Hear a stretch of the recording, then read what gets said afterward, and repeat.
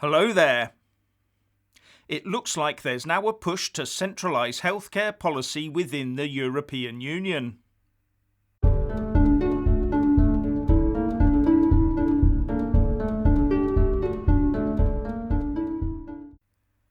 Firstly, please subscribe and like this video to give my channel a boost, and I'm always uploading new content, so please do check back every day, and a big thanks to my Patreon and PayPal supporters. Now that Brexit's mostly achieved, many people think that looking at what the EU is up to is pointless.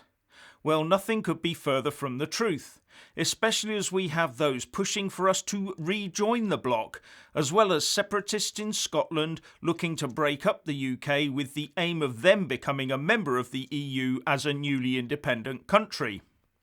And right now there is one political direction that is being pushed in the EU that should make the Rejoiners and pro-EU Scottish nationalists think again. And that is the push for an EU-wide health policy. The EU Commission has already wrested the control of coronavirus vaccines away from individual nations. What will come next? And now we have the President of the EU Parliament, David Sassoli, saying in a speech to the EU Council, "The pandemic has shown us the important decisions concerning security, health, supplies of medical equipment and vaccines, research and manufacturing, arrangements regulating the movement of people and the opening and closing of our borders can only properly be taken at European level. As well as, the lesson the pandemic has taught us is that there can be no return to how things were before. It would be a mistake, a waste of energy, and it would leave us ill-equipped to address future challenges. Our task now is to develop a European health policy by allocating clearly defined competencies to the EU institutions." And there's only one direction these things take in the European Union: more centralisation and more aspects of whatever it is increasingly sucked along with it over time. Now, the EU Commission and most of the EU Parliament will be happy to back this, but the member state leaders on the EU Council will be more reticent because they are directly accountable to the people of their countries. Now, many pro-EU types will poo-poo this away and say it's nonsense.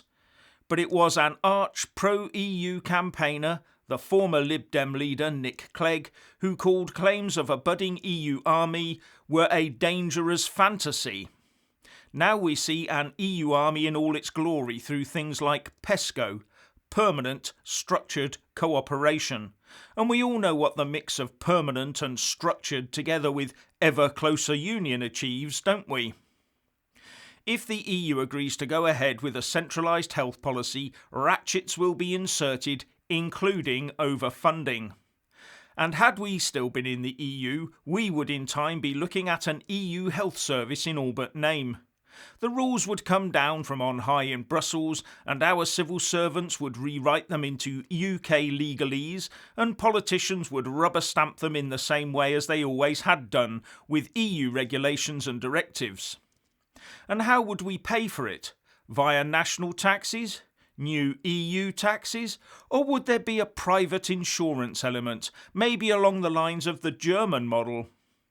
Ardent Rejoiners and pro-EU Scots nationalists won't want questions asked about this sort of thing, and will try and dismiss any concerns, as they usually have done.